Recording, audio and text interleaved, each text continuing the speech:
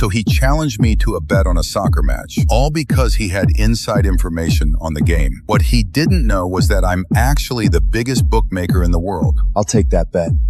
These people have no idea that 5 years ago, I'd set a trap for a match-fixing syndicate, beating the crooks at their own game. I'd walked away from that life after that. But now, Ian has seriously decided to challenge me to a soccer bet. Ian Ziegler's bootlicking friends immediately slapped the table and burst into laughter. Whoa! He agreed to it! I can't believe it. Well, I'll be damned. This broke-ass bumpkin thinks he's got what it takes to make soccer bets. He probably doesn't even know what offside is. Offside?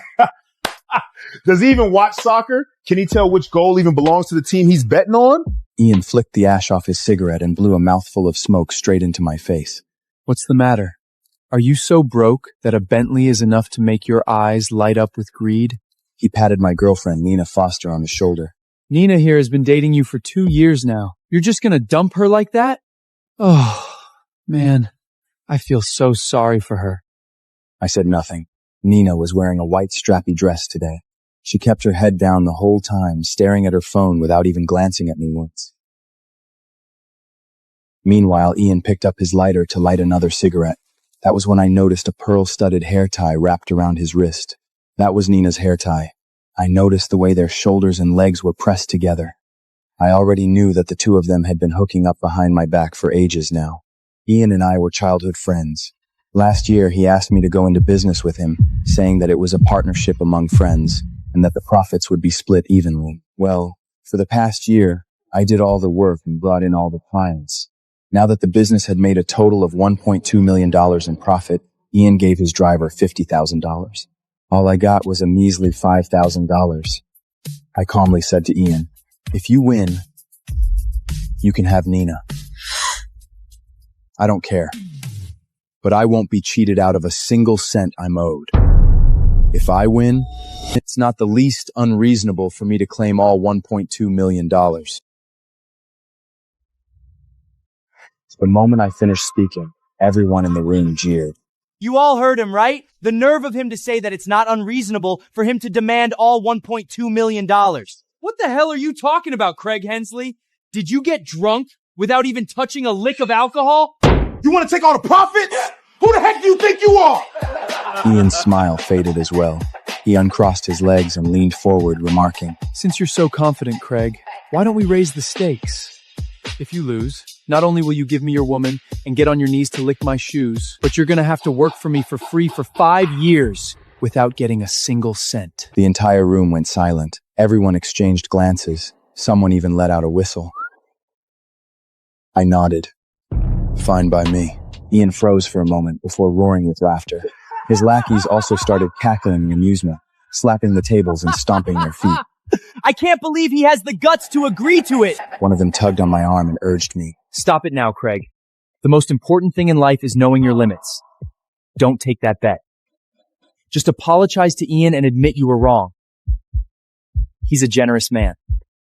He won't hold it against you.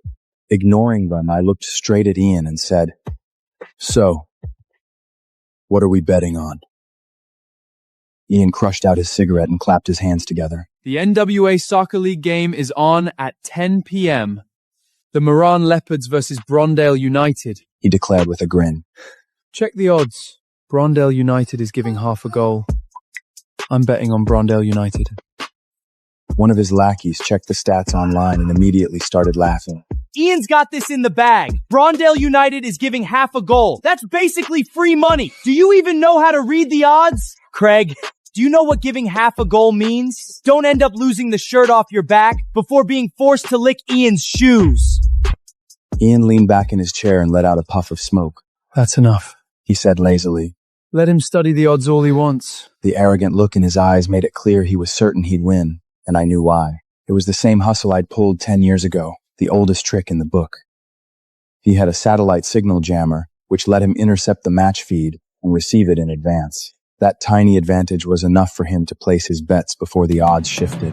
I knew that most of the money he earned in recent years, including the money he used to buy that Bentley, came from shady dealings. I'd previously sent 3 bookmakers to prison for using the same tricks. Ian was basically delivering himself up to me on a silver platter. Glancing at him, I said, Sure. I'll bet on the Marin Leopards winning the game. Ian's lackeys jeered once more. The Marin Leopards' front line is entirely made up of second-rate foreigners, while their defense is about as strong as a piece of paper. I guess you don't watch soccer at all, huh? Are you even trying to win, Craig? Don't tell me you've already given up on life and have decided to jump off the building later. I grabbed my phone. I'm going to the restroom. I ignored him. Are you so scared that you're about to piss your pants? I ignored him. In the restroom, I logged into an email account I hadn't used in 3 years and got in touch with Hugo Adams. Back when I was running the scene in Northwest Aravian, he'd been my most reliable right-hand man. Hugo, I need you to set things up for me, same old rules. The 10 p.m. match between the Marin Leopards and Brondale United. Hugo replied almost instantly, his excitement palpable even through the words on my screen. Boss, you're back? I told him to dig into the setup behind the match. I needed the source of Ian's feed for the game. One of the bookmakers had slipped through my fingers back then. I hadn't forgotten about that. Perhaps Ian's attempt to taunt me would end up allowing me to kill 2 birds with 1 stone. After exiting the restroom stall, I looked into the mirror and straightened my collar. The man staring back at me had a completely expressionless face. 5 years ago, on the night I quit for good, I sat on the edge of Nevaeh Harbor until the sun rose. As morning broke, I told myself I would never gamble again. Alas, someone had insisted on dragging me back into the game. When I went back inside the private room, Ian let out a guffaw and called out, What happened to you, Craig? Did you fall into the toilet bowl? Or are you so terrified that you had to puke your guts out? and as he continued to eye me tauntingly.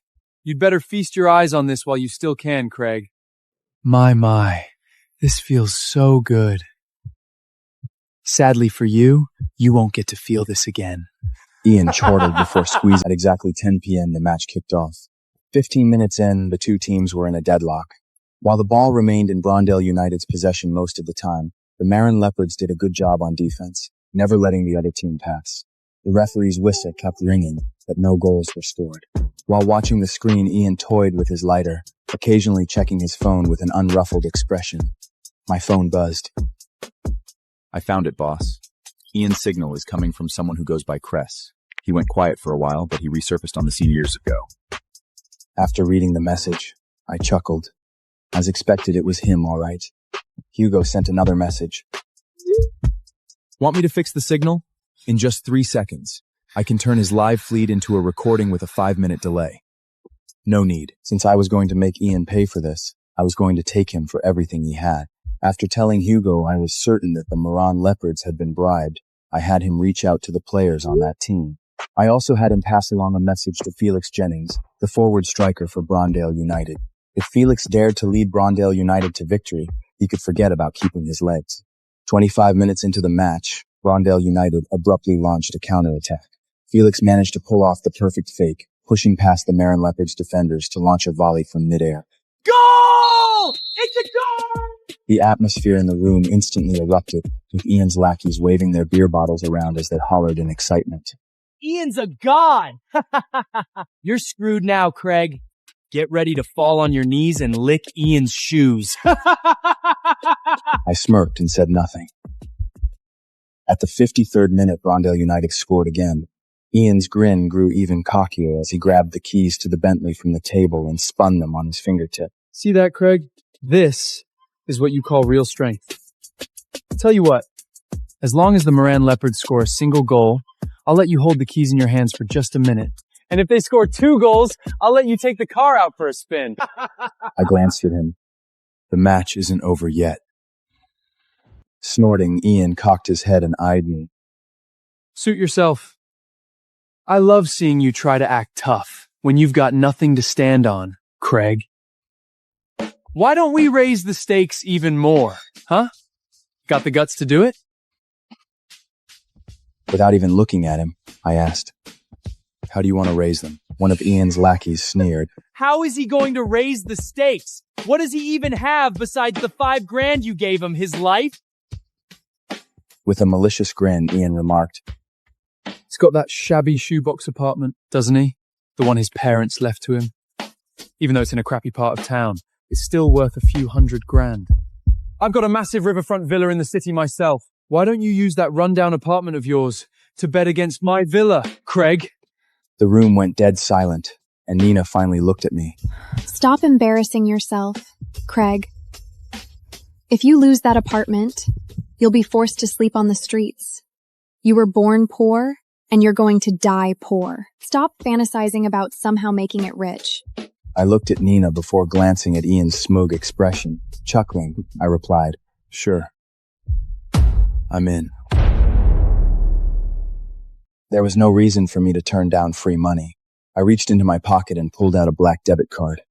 Since we're raising the stakes, Ian, it's no fun if we're only going to bet on the houses.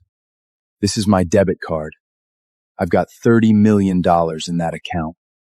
That was the money I made from the Northwest Aravian betting circuit. I never touched any of it. After a few seconds of silence, a manic laughter exploded from every corner of the room. Ian laughed so hard that he even teared up. $30 million. Did someone drop a box on your head when you were working in the warehouse, Craig? What, you bought a phony debit card so that you could act like a big shot? If you really have $30 million, I'll eat this table. His lackeys roared with laughter. You don't have to pay tax on the money you pretend to have, so why not add a zero or two? Make it $300 million. Smirking, I pulled up the bank application on my phone and raised it up in front of them. I've got the money. If you don't believe me, see for yourself. Ian narrowed his eyes and leaned in. His smile froze. One of his lackeys huddled over. Well, Ian, how much does he have? $500 or $5,000? Ian didn't answer, so another guy leaned in close and studied the screen. 100,000. What the hell? He actually has $30 million! They all came crowding around me at once. Even Nina lifted her head once more and stared at me in disbelief. Ian's expression shifted several times before he suddenly laughed. That must be a fake app that lets you display whatever number you put in. Right, Craig? $30 million, you say. Why would you bother working for me, slaving away in the warehouse all day if you really had that kind of money? Believe whatever you want, I replied with a smile. With a few knowing nods, Ian lit up another cigarette and declared, So be it. Guess you think you have enough of a fool of yourself and insist on embarrassing yourself even further. Well, as your buddy, I'll just have to play along with you. He pulled out his wallet and tossed a debit card onto the table as well. I've got $3 million in this account. I'll use it to match that fake debit card of yours. Since you're dying to act like a big shot, I won't burst your bubble. If you win, I'll give you this card. 2.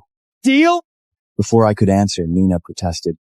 Ian, didn't you say you'd use the money to buy me a house? How can you gamble it away like that? Ian patted her hand. Don't be silly. Nina, do you really think he has that kind of money? Besides, Rondell E United's winning 2-0 right now. Do you think he can win? I'll be getting his dump of an apartment for free while stomping him into the ground for good. He pushed the card to the center of the table. Come on. Craig, you in or not? Chuckling lightly, I pushed my card to the center as well. You're on. The match was still going. Rondell United was still dominating possession of the ball. At the 45th minute, the referee blows the whistle, and both teams leave the field and head to the locker rooms. I've got an update. Boss, it's just as you said. Maran Leopold's key players have been bought off. This is a fixed match. They intend to continue throwing in the second half. I sneered. It had been 5 years, and Krell was still employing the same underhanded tricks. I swiftly sent a reply. Tell the Maran Leopards team, I'll double whatever the other side is paying for them to play at their real level. Also, talk to Felix, Brondale United's forward striker. Tell him I'll cover his mom's surgery next week. He just needs to play for another 10 minutes before finding an excuse to get off the field. Got it. Hugo texted back. Ian leaned back in his chair and lit up a fresh cigarette, his expression smug as he watched the screen. He assumed that having access to the signal feed meant he had the upper hand when it came to knowing who won as well.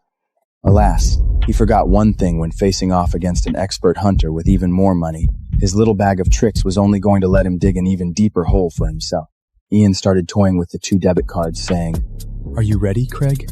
Remember to do a good job of licking my shoes clean later? I want it to shine bright enough to use as a mirror.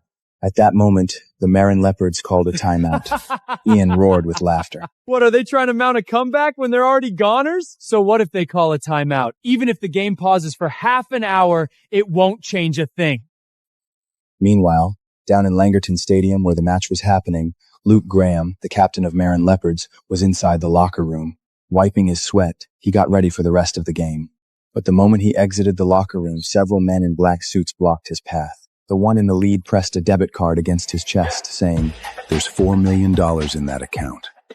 Our boss wants you to play at your real level." Luke stiffened. But we've already...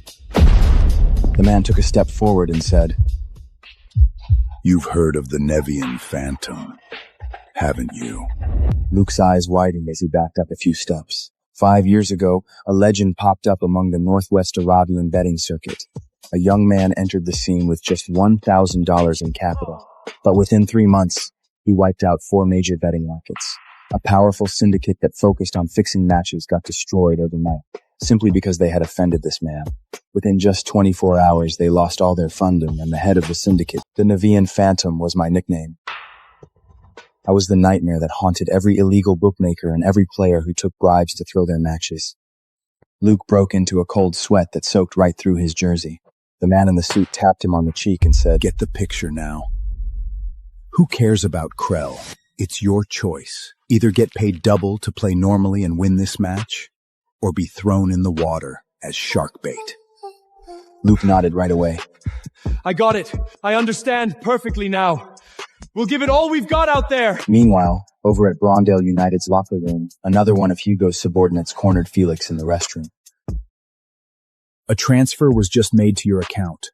Your mother's surgery next week will be handled by the best cardiovascular specialist in the region. In exchange, our boss wants you to walk off the field after 10 minutes. You're free to decline the offer, but you'll need to keep one thing in mind. Our boss can not only help ensure a full recovery for your mother, but also see to it that you never walk again. It's your choice." The match restarted. At the 55th minute, Felix abruptly collapsed to the ground, clutching his leg in agony. Ian's smile froze. What the hell is going on? Why did he fall down? Immediately after that, the Marin Leopards piled on the pressure, pushing forward aggressively. Without Felix, the team's main striker, Brondale United's defense collapsed under their opponent's strong attack. A Marin Leopards winger weaved past 2 players, reached the byline, and the central runner drove the ball right into an undefended net. Goal! The score is now 2-1! The commentator shouted. Ian frowned. Damn it! Lucky fluke for them. Does this mean I get to hold the keys to the Bentley now? Ian, I piped up nonchalantly. Scowling, Ian snapped. What's the rush? They're still 1 point down! There's no way they can turn the game around! The words had just barely left his mouth when the Marin Leopards midfielder deftly passed the ball to his striker, who timed his run perfectly and kicked the ball straight into the net. It was now 2-2. Ian shot to his feet and yanked his phone out of his pocket in panic, swiping at his screen as he exclaimed, What the hell? How is that possible? The match wasn't over yet. At the 87th minute, the Marin Leopards winger once again broke through the right flank and sent the ball into the box. The striker came just in time to tap it in. It wasn't long before the referee's whistle sounded, and the game ended on a 3-2 comeback for the Marin Leopards. Silence fell over the private room. After standing, I calmly picked up the keys to the Bentley, twirling them as I also pocketed both debit cards before looking at Ian. "Oh, right. You now owe me the Riverside Villa, too. Remember to have the deed transferred to my name."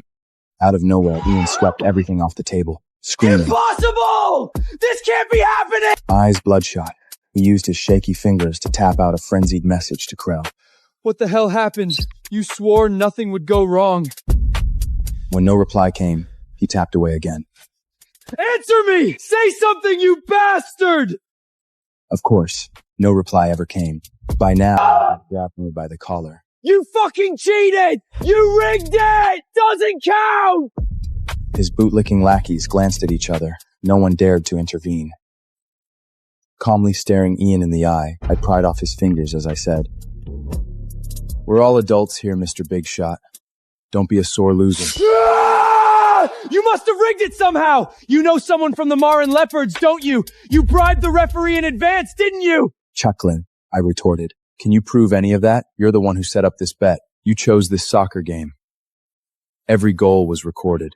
The footage can be slowed down and replayed as much as you want. If you think it was rigged, we can review the footage right away. Ian went silent. His gaze darted around in a panic. Suddenly, he whipped around and said to me, Nope! This match doesn't count! We'll bet again! There's another match happening in 2 hours! I'll up my bet! I calmly nodded. Fine. What are you adding to the bet? After a few seconds of silence, he glowered viciously at me and declared, My dad left me another property. If I lose, I'll give it to you! He shoved Nina at me and added, I'll return this chick to you as well. Nina looked at me nervously. But I brushed off that offer with a wave of my hand, my face scrunched up in disgust. I don't want her. She's tainted now. You can have her. Nina's face turned bright red. She stood frozen, her body shaking from the humiliation. Ignoring her, I turned back to the huffing Ian and said, I accept the bet. If you win, I'll return everything you staked from the earlier bet. But if you lose again, not only will you have to sleep on the streets, but you'll have to get on your knees and apologize to me. How's that? It's a deal! There's no way I'd lose twice in a row! 2 hours later, the tension in the private room could be cut with a knife. Everyone held their breath as they stared at the screen.